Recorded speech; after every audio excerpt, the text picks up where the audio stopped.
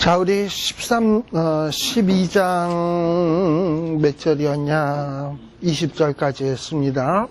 오늘 저는 지금 생각이 13장까지 끝낼 생각을 하고 있거든요. 좀 빨리 가겠습니다. 자, 이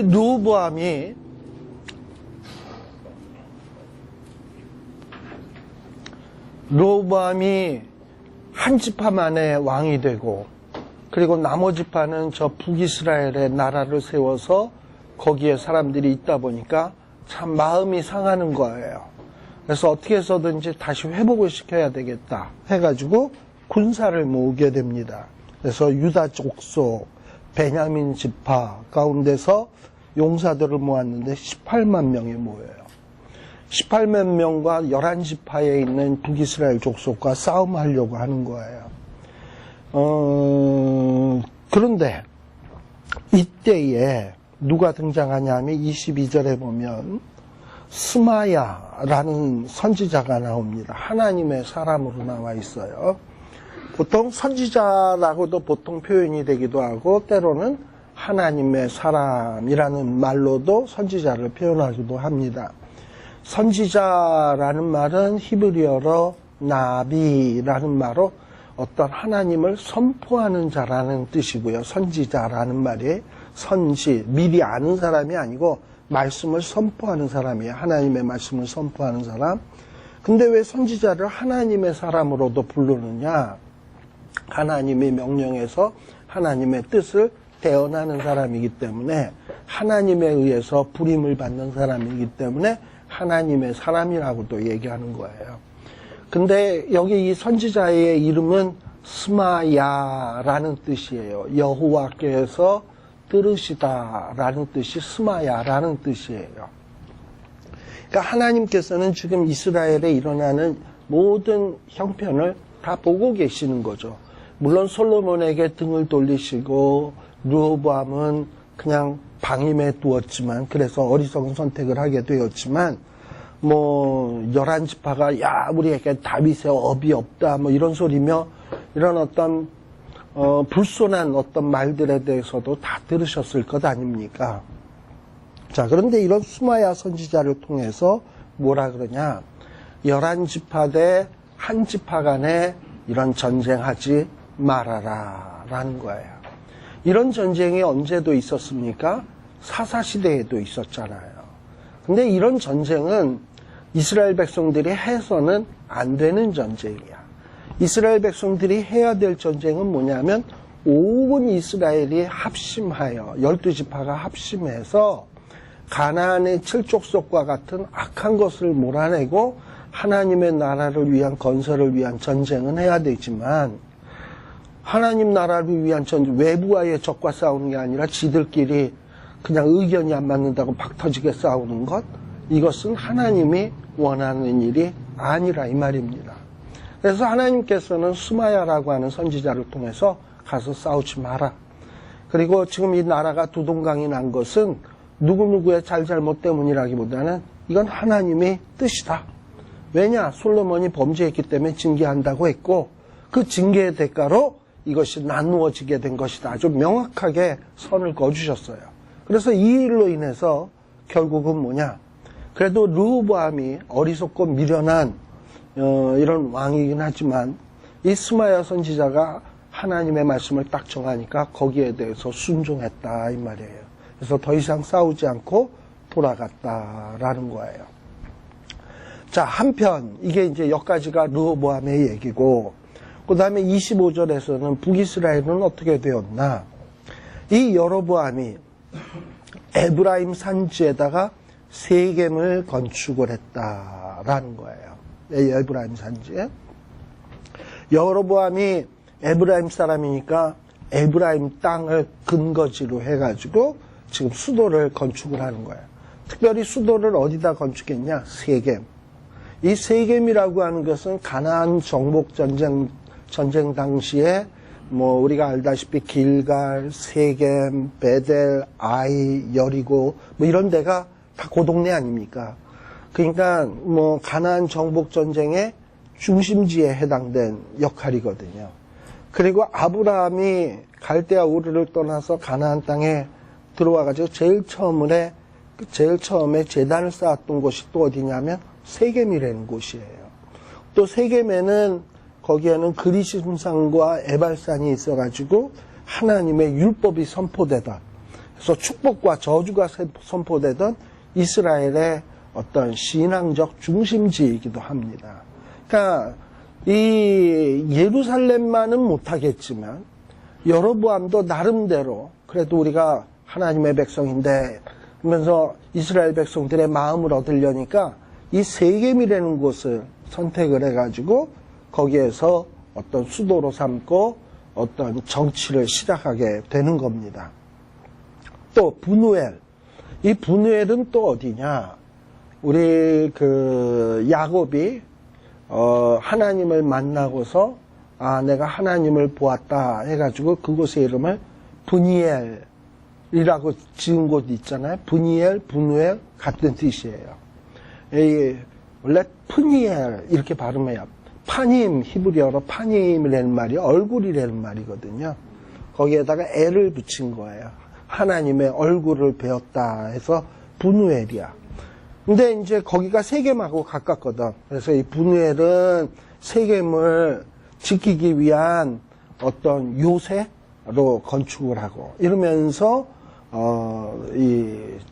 이제 여로보암이 북이스라엘에 대한 통치를 시작하게 됩니다. 그런데 한편으로는 이 여로보암 마음속에는 여로보암의 컴플렉스가 하나 있어요. 그게 뭐냐면 어쨌든 언약궤가 있고 성전이 있는 곳은 예루살렘이잖아. 근데 자기네는 지금 세겜이잖아.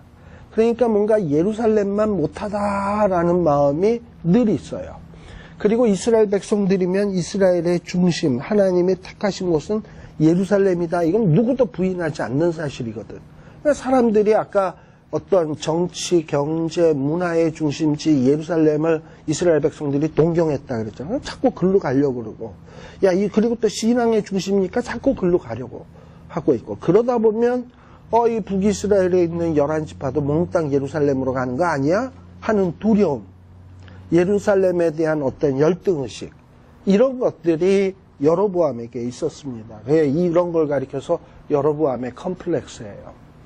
그런데 11장 38절이었나요? 열왕기상 11장 38절에서는 분명히 하나님께서는 여로보암에게 무슨 약속을 했냐면 너도 하나님의 말씀을 잘 듣고 순종하고 율례와 법도를 지키면 다윗처럼 다윗과 같은 집을 이루어 주겠다라고 했거든요. 그러니까 열등의식을 느낄 필요가 없어요. 자기도 하나님의 말씀 순종만 하면 다윗의 버금가는 집을 얼마든지 이룰 수 있는데 자기가 하나님의 말씀과 율법을 지킬 생각은 안 하고 남이 받은 축복에 대해서만 부러워하는 존재란 말이지. 우리도 그런 경우가 얼마나 많아요. 공부는 띠따리 안 하면서 공부 잘하는 사람 부러워하는 경우. 신앙생활은 개떡같이 하면서 신앙 좋은 사람이 받은 축복만 부러워하는 경우. 이런 것들이 다 어떻게 보면 여로보암의 컴플렉스예요. 근데 이런 컴플렉스가 결국은 조금 더 시간이 지나게 되면 어떻게 되느냐. 이게 죄가 돼, 죄로 발전을 한다 이 말이죠. 자, 그러다 보니 27절에 보면 이런 컴플렉스, 두려움, 백성들이 예루살렘으로 가서 안 돌아오면 어떡하나, 이런 두려움, 이런 것들이 점점 심해지다 보니까 27절, 이것들이 돌아가서 나를 죽이고 이제는 유다왕 르호보암에게 돌아가리로다. 언제 백성들이 여로보암 죽이겠다고 그런 사람이 누가 있습니까? 그러니까 지레 그냥 겁먹고 막 이상한 생각을 하고 그래가지고 자기가 죽지 않기 위해서 백성들 못 돌아가게 하기 위해서 뭘 했냐. 28절 하나님의 율법과 계명을 지키기는커녕 어떤 자기의 잔머리를 굴려가지고 이에 계획하고 뭘 만들었다? 두 금송아지를 만들었다.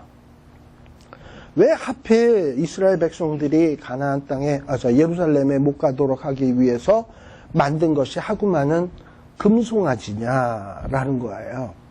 보통 이스라엘 사람들에게 있어서 소는요, 하나님의 발등상이다라는 어떤 이런 의식도 좀 있고요. 그래서 이 송아지는 하나님하고 밀접한 관련이 있는 것으로 생각을 좀 하기도 하고, 또 두 번째는 이 송아지냐 하는 것은 역사적으로 볼 때 출애굽기 32장인가요? 이스라엘 백성들이 출애굽을 했을 때 당시 대제사장이었던 아론이 백성들에게 금부치를 모아가지고 금송아지를 만들지 않았습니까? 그리고서는 그 금송아지를 만들어 놓고서 이스라엘 백성들에게 뭐라 그랬냐면, 이는 애굽 땅에서 너희를 인도하여 낸 여호와다라고 얘기를 했어요. 그러면서 금송아지를 가리켜서 아론, 당시 대제사장이었던 아론, 이 대제사장이 당시 대제사장도 아니지, 초대 대제사장이지. 그러니까 대제사장의 가장 원조가 아론 아닙니까? 아론이 금송아지를 보고 뭐라 그랬냐면 여호와라 그랬거든요. 그렇다면 지금 이 여로보암도 뭐냐면, 봐라, 옛날에 대제사장, 초대 대제사장도 송아지를 여호와라 그랬는데 여호와가 예루살렘에만 있는 줄 아냐? 여기도 있다. 벳엘. 베델이 뭐예요? 여호와의, 하나님의 집 벳엘. 그 다음에 단, 여기도 있다. 그러면 왜 하필 또 단이냐? 원래는 단보다도 더 좋은 동네가 어디냐면 실로 정도면 더 좋겠지. 하나는 베델, 그리고 실로. 근데 여긴 둘 사이가 너무 가까워. 그러니까는 어떻게 한 거냐면 제일 남쪽에 베델, 그리고 북쪽에 있는 사람은 남쪽까지 오기가 힘드니까 북쪽에다가 단에 하나. 그래서 두 군데다가 금송아지를 만들어 놓고 예루살렘까지 굳이 갈 필요 없어. 북쪽에 사는 사람들은 단으로 가고 남쪽에 있는 사람은 베델로 오고 굳이 예루살렘 갈 필요 없어. 왜? 여기도 여호와가 있으니까. 뭐 두 송아지. 이 송아지를 뭐 여로보암이 지멋대로 이름 붙인 게 아니라 초대 대제사장인 아론이 붙인 거니까. 그러니까 암마 레위 지파 제사장들도 자기네들의 선조였던 아론이 붙인 게 그거 아니었습니까? 그죠? 그래서 뭔가 그런 어떤 불만, 제사장이나 레위인들의 불만을 잠재우기 위해서 송아지를 만들어서 이렇게 해서 갈 필요 없다 이러고서 세워놓은 거예요. 근데 그렇지만 우리가 그때 그 출애굽기에서도 보게 되면 금송아지 만든 다음에 모세가 이런 얘기했죠. 이제 금송아지 섬긴 주모자들 심판하려고 할 때 너희 중에 여호와를 위하는 자는 내게로 오라 했을 때 누가 나섰습니까? 비느하스, 레위 지파가 나왔잖아요. 레위 지파를 중심으로 해서 그냥 하루에 그냥 금송아지 섬겼던 주동자들을 처단을 했는데 3,000명가량을 죽였거든요. 이 당시에도 여로보암 때도 마찬가지예요. 여로보암은 나름대로 금송아지를 만들어 놓으면 이게 여호와니까 과거에 불만이 없지 않을까 했는데 그 당시에도 비느하스며 레위 지파가 분노했던 것처럼 많은 북이스라엘에 있는 제사장들이나 레위인들이 여로보암에 하는 일을 보고서 못마땅해 생각을 하고 이들이 남쪽으로 월남을 해버리는 거예요. 예루살렘으로. 마치 이북에 공산주의가 들어온 다음에 이북에 있었던 많은 기독교 신자들이 월남하듯이 완전히 썰물처럼 신앙 좋은 레위인이나 제사장들은 예루살렘으로 월남을 하기 시작을 한 거예요. 그러다 보니 이게 뭔가 금송아지를 만들어 놓으면 제사장들이, 레위 지파 사람들이 그 금송아지 앞에서 북이스라엘 사람들의 마음을 막 모아가지고 예루살렘으로 못 가게 이런 운동을 펼쳐야 되는데 제사장들이 다 레위인들이 남쪽으로 내려가 버렸으니 어떡합니까? 31절. 이 여로보암 또다시 뭘 하냐? 산당을 짓고. 자, 레위 사람들, 대부분 경건한 레위 사람들은 다 월남했으니까 이제 누구를? 레위 자손이 아닌 보통 백성으로 제사장을 삼았다. 자, 이 보통 백성이라는 말은 그냥 뭐 에버리지 백성이라는 얘기가 아니라 그냥 쉽게 얘기해서 아무나. 자, 근데 제사장은 아무나 세울 수 있는 거겠습니까? 아무나가 아니야. 제사장도 왕과 마찬가지로 하나님이 택한 사람만 설 수 있는 거예요. 특별히 하나님이 택한 것은 아론의 쌍난 지파, 아론 지파만이 될 수 있는, 아무나 될 수 있는 게 아니에요. 또 제사장을 삼았으면 특별히 결례를 행하고 제사장의 위임식을 한 사람이 제사장을 할 수 있는 거예요. 근데 이런 율법의 말씀들을 민수기며 레위기에 나오는 이런 모든 율법의 말씀들을 여로보암은 다 개무시를 하는 거야.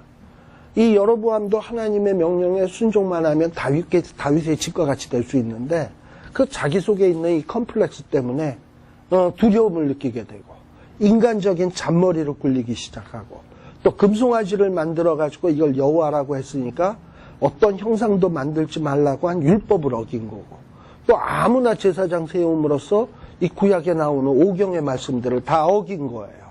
그러니 솔로몬도 죄 때문에 나라가 분열되어지지만 여로보암도 결국은 뭐냐? 하나님의 율법의 말씀을 어김으로 인해서 나라가 절단나게 되는 겁니다. 자, 그리고 또 뭐 어떤 짓거리를 했냐? 32절에 8월 곧 그달 15일로 절기를 정하여 유다 절기와 비슷하게 했다. 자, 유다의 절기의 7월 15일이 뭐냐면 우리 지난번에 얘기했는지 모르겠습니다만 초막절이에요. 초막절 7월 15일이. 자, 이스라엘 백성들의 초막절은 애굽에서 노예로 있다 해방된 것을 기념하는 절기라 그랬죠. 광야에서 보호해 주신 것을 감사하는 절기라 그래서 이스라엘 백성들의 절기 가운데 유월절, 오순절, 또 초막절 가운데서 가장 이 성대하게 지키는 절기가 언제냐면 바로 이 7월 15일 초막절입니다. 그런데 이 남쪽 유다 나라, 북쪽 이스라엘 나라, 이 남북으로 이렇게 나누어져 있잖아요.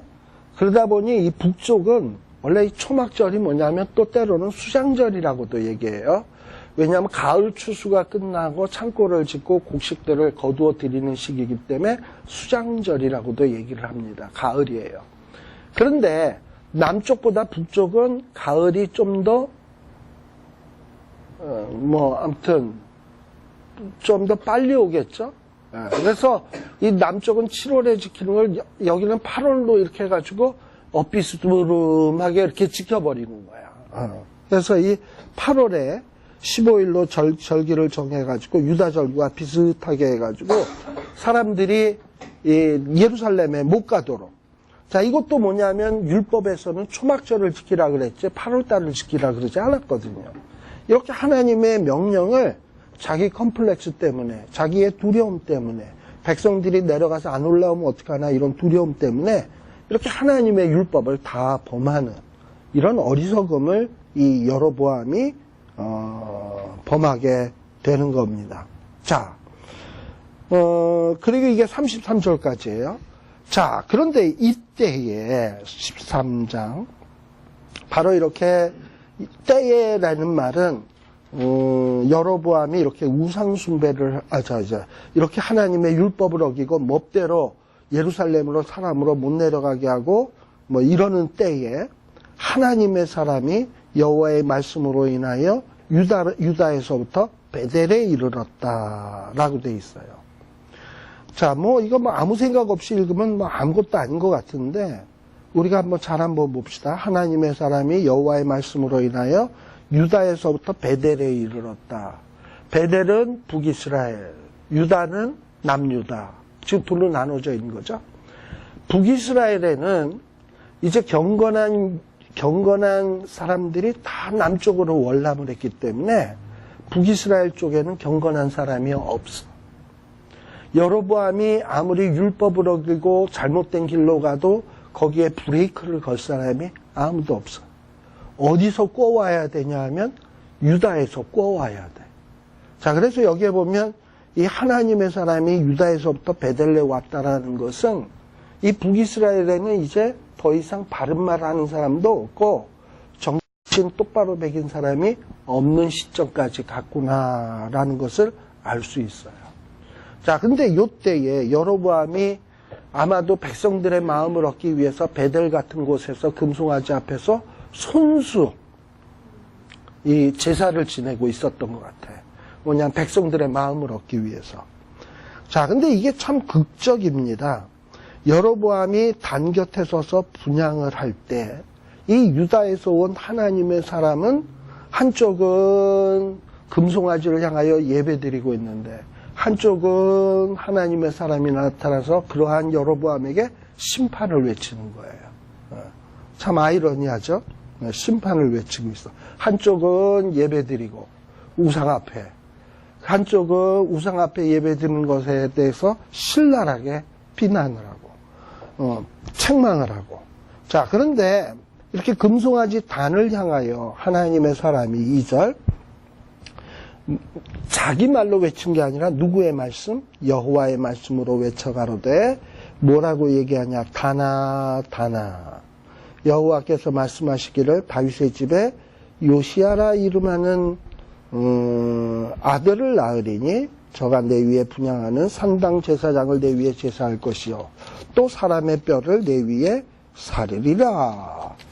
요 얘기는 나중에 열왕기하 23장에 보면 요시아 왕이 뭐라냐, 이런 어떤 이 우상 숭배하는 제사장들을 지금 이 여로보암이 금송아지 단 쌓았던 곳 있잖아요. 그 단 위에다가 우상 숭배 제사장들을 불태우는, 화장하는, 또 무덤 속에 있는 제사장들의 뼈를 끄집어다가 그 단 위에다 놓고 훼손시키는 이런 일이 열왕기하 23장에 나와요. 이 예언이 그대로 이루어지는 거예요. 근데 이 일을 누가 한다? 요시아라고 하는 자가 이 일을 할 것이다 라는 거예요. 지금 이때 당시가 언제냐 하면은 한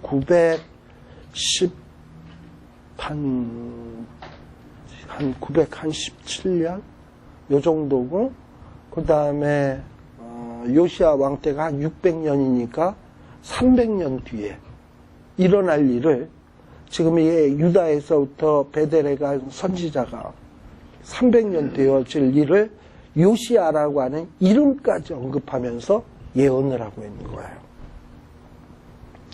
그리고 3절에 보면 이런 예언을 하면 300년 뒤에 이르니까 사람들이 알 거나 뭡니까? 그러니까 이 예언의 말씀을 좀 더 명확하게 북이스라엘 사람과 여로보암의 머릿속에 새겨주기 위해서 뭘 들었냐? 3절에 보면 예조라는 게 있어요. 예조라는 건 전조, 사인. 그러니까 이 내가 지금 예언한 내용이 반드시 이루어진다라는 것을 좀 더 분명하기 위해서 어떤 기적적인 모습을 보여주는 거야. 그러면서 이게 바로 예조다 이러면서 단이 갈라지고 그 앞에 있는 재가 쏟아진다. 지금 여로보암이 금송아지를 만들어 놓고 제단을 쌓고 있는데 그 제단이 갈라졌다는 건 얼마나 민망스러운 일이겠습니까? 또 제단 위에는 어떤 제물을 올려놓고 태웠을 거 아니에요. 근데 그 재가 있잖아. 원래 이스라엘 백성들이 번제를 드리거나 하면 재는 정한 곳에다가 퍼서 갖다 버리도록 돼 있는 것이지 이렇게 쏟아져 내리는 게 아니에요. 이 얘기는 뭐냐면 금송아지의 앞에서 제사 드린 거나 아무것도 아니라는 거죠. 헛되다라는 것을 하나님이 예조로 가르쳐 준 거예요. 이런 단은 그냥 뽀개져야 돼. 갈라지고. 이런 재물은 안 받아. 그래서 재를 갖다 땅바닥에다 쏟아버리고. 그리고 이 재라는 게 뭡니까? 짐승에게서 나온 시체의 재 아닙니까? 부정한 것이거든요. 그래서 단에 재가 쏟아졌다는 건 이 단은 부정한 것이다 라는 것을 이 선지자의 행동을 통해서 여로보암과 북이스라엘의 백성들에게 명백하게 보여주는 사건이에요. 자, 이러다 보니 이 여로보암은 지금 백성들의 마음을 얻기 위해서 지금 생쇼를 하고 있는데, 누가 와서 진짜 재 뿌린다는 말이 이 말이잖아. 잔치집에 재 뿌린다고. 누구는 와서 잔치집에 재 뿌리니까 얼마나 불쾌하고 화가 나겠어요.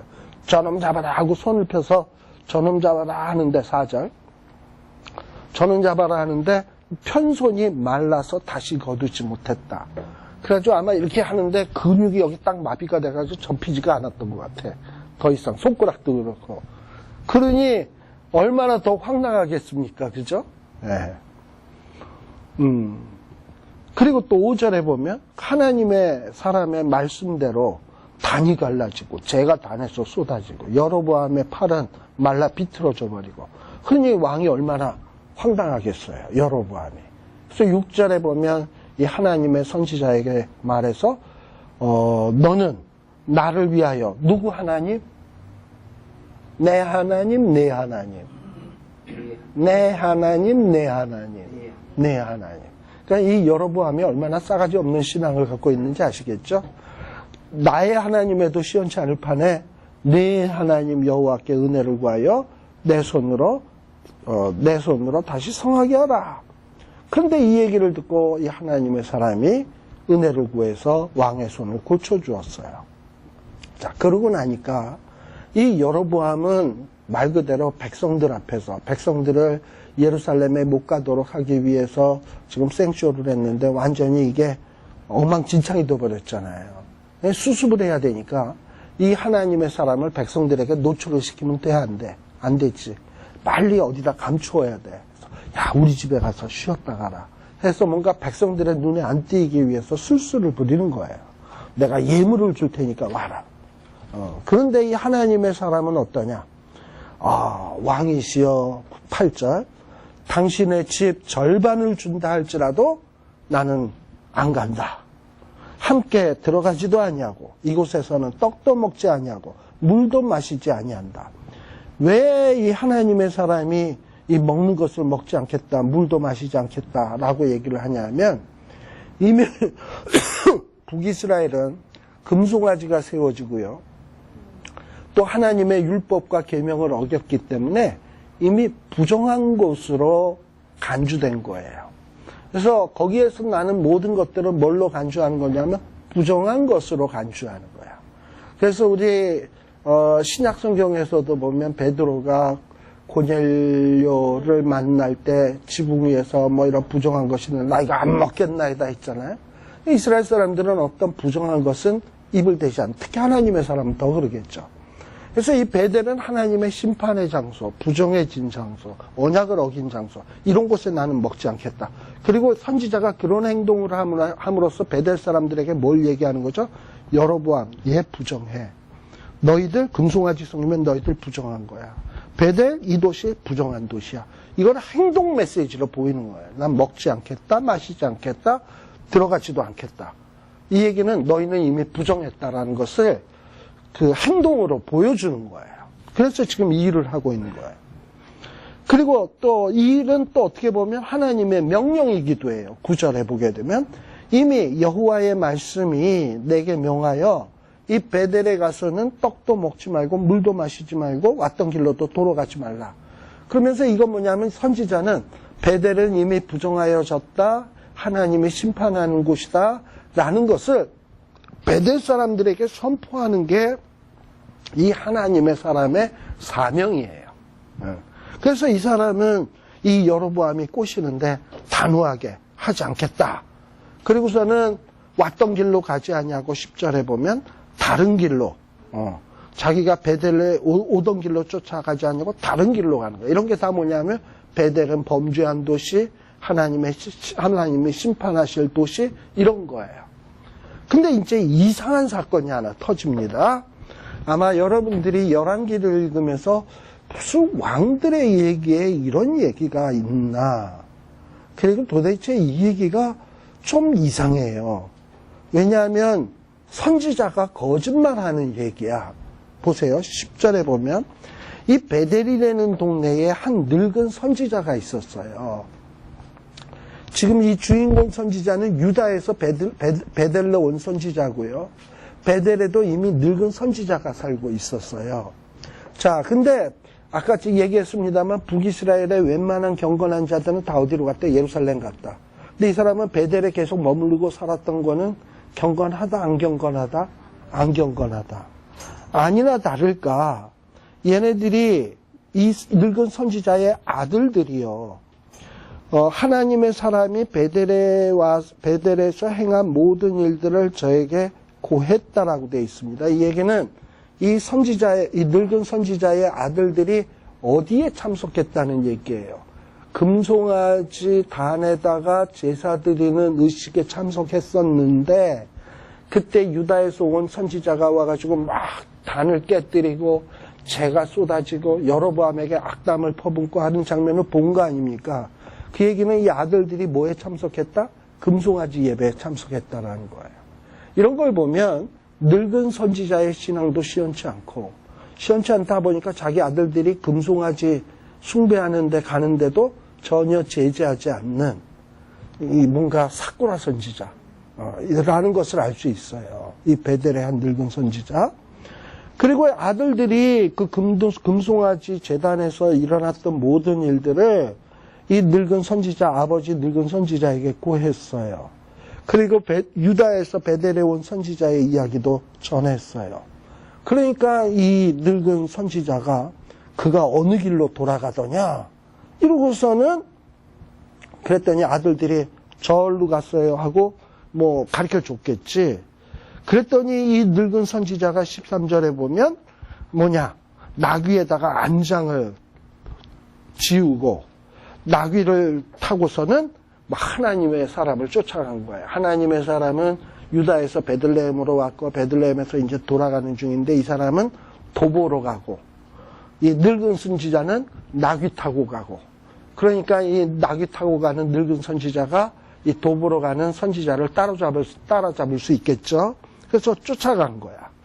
그런데 14절에 보면은 어떤 장면이 나오냐면 이 유다에서 베들레헴의 여로보암에게 경고의 말씀을 증거했던 이 선지자가 상수리 나무 아래 앉아 있는 것을 보았다. 뭔가 부정한 도시이면은 속기 떠나야 되는 것 아니겠습니까? 물론 도보로 걸어가니까 힘들어서 상수리 나무 아래서 쉴 수도 있지만 여기서 펼쳐지는 어떤 뉘앙스는 뭐냐면 이 유다에서 베들레헴에 온 선지자가 나는 이제 미션 완수했다. 여로보암이 자기 집에 오라는데도 그 꼬심에 안 넘어갔다. 떡 먹고 가라 그랬는데도 안 먹었다. 나는 컴플릿, 미션 컴플릿. 이러고서는 이제 좀 뭔가 다 이룬 것 같이, 그래서 안일하게 좀 축 처져서 쉬는 듯한 이런 어떤 모습의 이 그림을 보여준다 이 말이죠. 이런 거를 우리 신약식으로 표현하면 이렇게 표현할 수 있을까? 선줄로 생각하는 자는 넘어질까 조심하라. 어떤 미션을 완수했다라고 생각했을 때가 시험 들 수 있는 가장 절호의 기회란 말이죠. 아니나 다를까 시원치 않은 사쿠라 선지자, 늙은 선지자가 뒤에 쫓아온 거예요. 14절에 보면 상수리 나무 아래에 앉아있는 선지자를 보고 뭐라 그러냐, 너 어디서 온 사람이냐, 네가 유다에서 온 하나님의 사람이냐 그랬더니 그렇다. 그러면서 너 우리 집에 가서 떡 먹어라. 그랬더니 또 팍 이제 경계심이 생겼겠죠. 이자도 자기 집에 와서 떡 먹으라 그러니. 그래서 나는 그대와 함께 돌아가지도 않겠고 들어가지도 않고 떡도 먹지 아니하고 물도 마시지 않겠다. 왜냐? 이 선지자의 사명은 베델이 부정한 곳이라는 것을 선포하는 거잖아요. 행동으로라도. 그죠? 그래서 모든 것을 거부한 거예요. 그리고 또 왜 거부했냐? 17절. 이건 하나님의 명령이기 때문에 그래. 자, 이러니까는 이 늙은 사쿠라 선지자가 볼 때, 이 선지자가 씨알도 안 먹히겠네? 이런 생각이 딱 들잖아. 그래가지고 이제 이 사람이 꾸미는 술책이 뭐냐면 18절. 이 늙은 선지자가 유다에서 베델에 온 선지자에게 야, 너만 선지자냐? 나도 선지자다. 이러고서는 근데 나도 선지자인데 나한테 천사가 와가지고 여호와의 말씀으로 이르기를 야, 미션 컴플리트한 그 선지자를 집에 데려와서 대접해라. 집에 데리고 돌아가서 떡을 먹이고 물을 마시워라. 이러라는 거야. 이러고서는 이 젊은 선지자를 속이고 있는 거예요. 분명히 성경은 뭐라고 얘기했냐면 18절 이것은 하나님의 명령이 아니라 속인 거라는 거죠. 속인 거야. 자, 그랬더니 이 사람이 같은 선지자다라는 어떤 이 이야기에 뭐냐면 무장해제가 돼버렸어. 우리 한국에 보면 원래 그 군인 예비군 하는 사람들이 다 어떤 사람은 직장 생활하는 사람, 어떤 사람은 노가다 하는 사람, 어떤 사람은 무슨 뭐 의사도 있을 것이고 뭐 다 그렇잖아요. 근데 예비군복을 입혀놓으면 다 똑같아지는 거잖아. 그래서 뭔가 똑같아지면은 다 같이 개되는 거 알죠? 암만 좋은 직업 있고 지성인이고 하다가도 예비군복만 입혀놓으면 다 같이 개가 돼. 뭐 좀 그런 거 있잖아요. 뭔가 왜냐, 동질의식이 사람으로 하여금 무장해제를 시키는. 이것처럼 너만 선지자냐? 나도 선지자다. 우리 그냥 같이 먹자. 이러니까는 먹어도 되나? 같은 선지자라는데 못 가지고 이러고서는 따라가서 먹은 거예요. 근데 문제는 갑자기 잘 먹고 있는데 20절 상 앞에 앉아서 먹고 있는데 여호와의 말씀이 그 삭고라 선지자, 늙은 선지자, 이 선지자를 데리고 온 선지자에게 임해서 뭐라고 얘기하냐면 네가 하나님의 말씀을 어기고 가지 말라고 하는데 갔어, 먹지 말라고 하는 것을 먹었어, 네가 내 명령을, 하나님의 명령을 지키지 아니하였도다. 22절에 네가 다시금 돌아와서 떡도 먹지 말고 물도 마시지 말라 한 곳에서 떡을 먹고 물을 마셨으니 너 죽는다. 네 시체가 너희 조상 열조의 묘실에 들어가지 못하리라. 이러고서는 막 그냥 저주와 악담을 퍼붓는 거예요. 그리고서는 이제 이 사람이 이 집에서 잘 먹고 그리고 이제 그 집을 떠났는데 아니나 다를까 24절에 이 사람이 가더니 사자가 길에서 나타나가지고 이 유다에서 베델에 온 선지자를 완전히 죽여버린 거야. 어떻게 이런 일이 있을 수가 있습니까? 그래서 그 시체가 길바닥에 버림받았어요. 근데 하나 희한한 일이 뭐냐 하면 24절 자, 사자가 누구를 공격해서 쓰러뜨렸어요. 그럼 사자가 해야 될 일이 뭡니까? 그 다음에 뜯어먹어야지. 그죠? 그 사람도 뜯어먹고 나귀도 뜯어먹어야지. 타고 갔던. 그런데 여기 보면 24절에 보면 사람은 죽었는데 나귀는 그 곁에 섰고 사자도 그 시체 곁에 섰어. 사자가 나귀도 공격을 안 하고 그 시체만 공격하고 시체를 먹지도 않고 그냥 지켜만 보고 있어요. 그러고. 뭐 하는 겁니까? 아무튼 제정신이 아닌 거죠. 사자도 그렇고. 네, 그리고 나귀는 어떻게 해야 됩니까? 사자가 옆에서 그러고 있으면 냅다 도망가야죠. 근데 나귀도 제정신이 아닌 거죠. 얘네들이 왜 이러고 있을까요? 뭔가 의도가 있는 거지. 뭐냐면 지금 일어난 사건은 우연히 일어난 일이 아니라 이 유다에서부터 베델에 온 선지자가 물론 거짓 선지자의 꼬임에 넘어가서 잘못은 했긴 했지만 하나님의 명령을 어긴 것이고 하나님의 사명을 감당치 못했다라는 것을 우연히 일어난 게 아니에요. 이게 모든 게 우연히 일어난 것이 이 선지자가 사명 감당 못하고 하나님의 명령에 불순종했기 때문에 이런 일이 일어난 것이다 라는 것을 증거하기 위해서 사자도 이상한 행동을 하고 있고 나귀도 지금 이상한 행동을 하고 있는 거예요. 자, 이 나귀와 사자의 미션은 뭐냐? 지금 이 젊은 선지자가 죽은 것은 우연히 일어난 일이 아니다. 이것은 하나님의 명령을 어겼기 때문이다.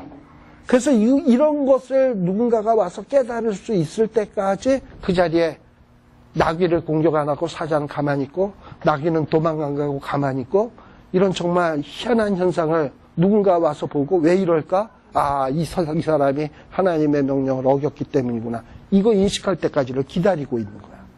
그러니 사자와 나귀가 어떻게 보면은 이 죽은 시체가 된 선지자, 속아 넘어간 선지자보다 신앙이 훌륭하죠?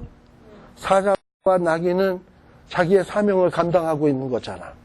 근데 지금 죽은 시체가 된 선지자는 사명 감당 못하고 물론 속임에 빠져서 넘어갔지만 속임을 당해서 이렇게 되긴 했지만 어쨌든 사명을 감당 못한 것 아닙니까? 그래서 이렇게 비참하게 누워 있는 것 아니에요.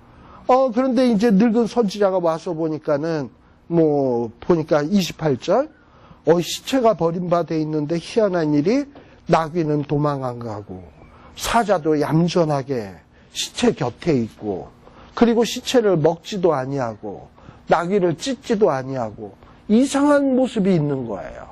왜 그러냐? 나귀와 사자는 이런 모든 일이 하나님을 불순종한 임으로 인해서 벌어진 사건임을 증거하기 위해서 이루고 있는 거예요. 이 모습을 본 늙은 선지자는 뭘 깨달았겠습니까? 아이고, 내가 이 사람을 속임으로 인해서 이런 불상사가 생겼구나. 이런 어떤 자각이 있었을 것이고, 두 번째 뭐냐면 불순종하는 게 이렇게 무서운 거구나. 이 사람은 거의 90% 미션을 컴플릿한 사람 아닙니까 이미, 그죠? 그런데 10% 미션 컴플릿을 못한 것 아니에요. 그러니까 이 10% 못한 것 때문에도 이렇게 죽는구나. 자, 그렇다면 여로보암은 지금 하나님의 명령을 얼마나 많이 어기고 있나요?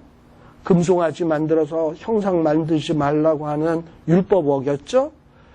절기를 지멋대로 지정을 했죠? 아무나 제사장 만들고 있죠?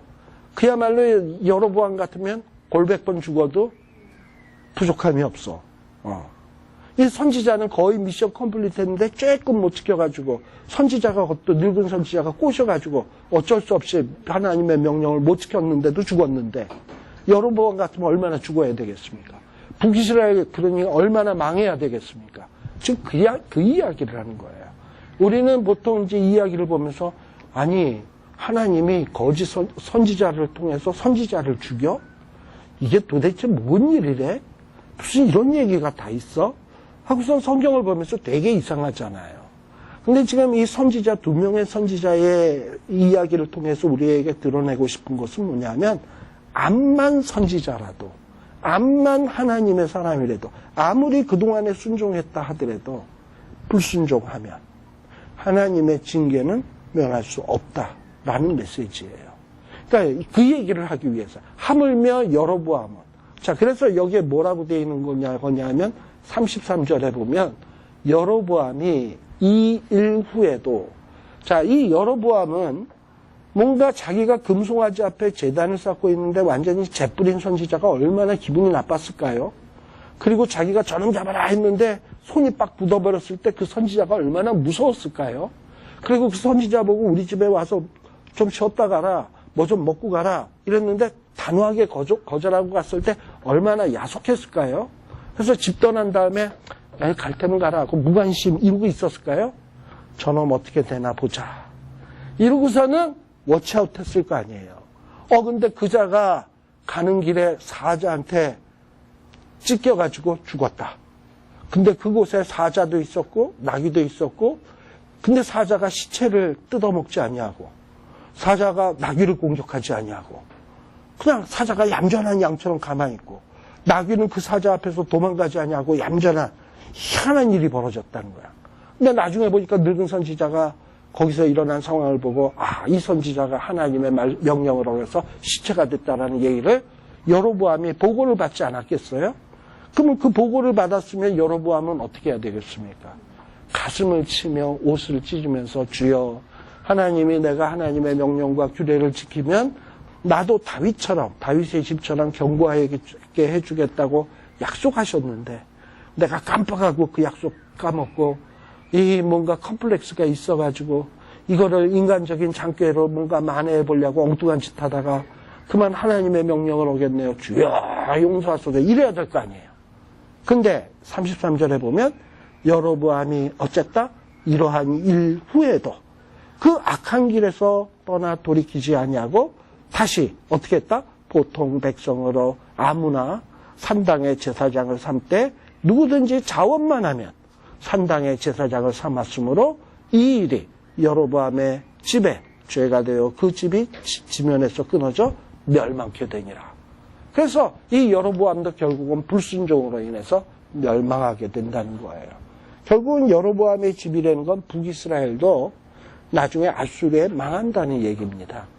넓게는. 물론 이제 여로보암 다음에 나답이 바하사라고 하는 왕의 혁명에 의해서 또 절단나는 건 1차적인 거고 이 여로보암의 집이라는 북이스라엘 전체가 결국 이러한 죄 때문에 좁게 금송아지 만들었다는 게 중요한 게 아니고 하나님의 명령을 어겼다는 거예요. 형상 만들지 말라. 아무나 제사장 세워서는 안 된다. 절기는 요때 지켜라.